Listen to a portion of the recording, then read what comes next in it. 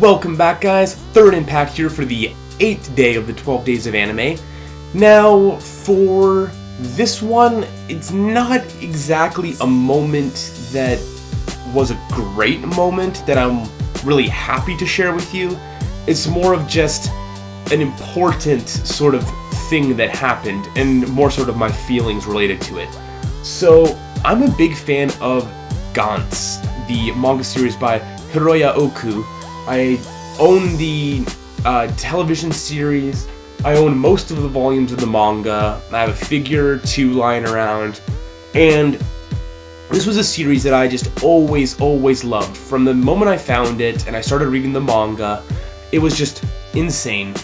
Great plot about, well, I mean, the plot itself isn't that great. That's actually probably one of the weaker points, but the idea behind the plot is what's great. It's just very, like, spontaneous, and you never really know what's going to happen, and it really creates, because it's an action horror series, this level of tension and horror, just due to the fact that you never know what's going to happen and who's going to be safe. So I'm not really going to get into the major plot of the series, because I don't want to focus too much on all of that. This is going to be focusing on the very end of the series. It just finished being printed this year, and, hopefully you've read it and you're not just watching this, but Gantz always kind of had its ups and downs with me. And approaching the final arc, we knew that it was going to be coming to a close with this giant climactic battle with these giant aliens, which had similar sort of Gantz technology. This was very intriguing, because there's been so many mysteries and conspiracies and ridiculous things set up throughout this series that you kind of, with the German guy talking at right before the beginning of this final arc about the messed up in the head girl who was receiving those alien radio waves and was repeating that code over and over again, which was how they created the Gantz balls and all of that stuff.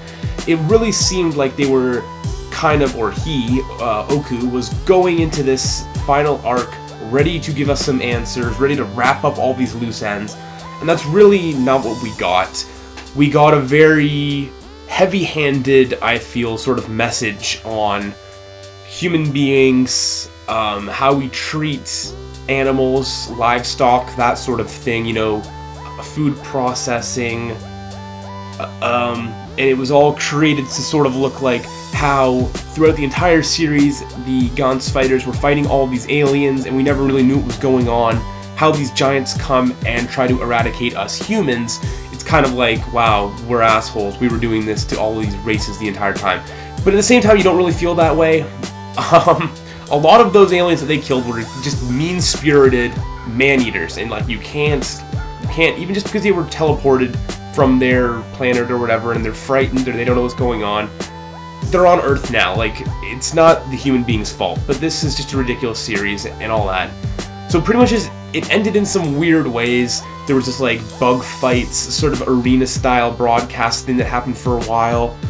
It moved beyond that. They went into outer space. Gantzers were being teleported all over the place between the city, Tokyo, which was being destroyed, and Americans being dropped in, and them going to the spaceship.